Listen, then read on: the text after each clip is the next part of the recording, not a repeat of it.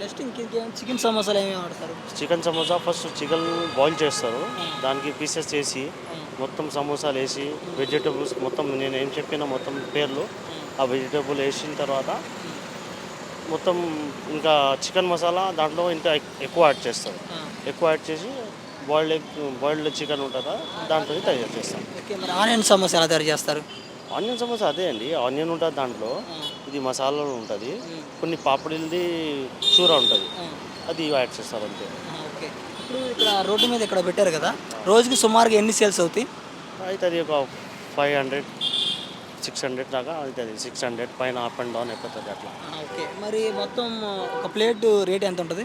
ఒక plate recently ఏంటంటే ఇప్పుడు నార్మల్లీ మనకి ఎల్పిజి సిలిండర్ షార్టేజ్ ఉంది కదా, ఆ! 25 రూపీస్కి 4 సమోసా ఆనియన్ది, ఆ! ఆలూది 15 రూపీస్ ఈచ్, ఆ! కార్న్ది 30 రూపీస్కి 4, ఆ! ఎగ్ది 30 రూపీస్కి 4, ఆ! చికెన్ది 35కి 4 ఉంది. ఆ! కానీ ఇప్పుడు ఏంటంటే ఇప్పుడు ఎల్పిజి షార్టేజ్ ఉండడం వల్ల హ్మ్. ప్లేట్ మీద 5 రూపీస్ ఎక్స్ట్రా చార్జ్ తీసుకుంటాం టెంపరవరీ. ఆ! టెంపరవరీగా పెంచారు. మామూలుగా అయితే పెంచారు, తక్కువ రేటే ఉంది. తక్కువ రేటు.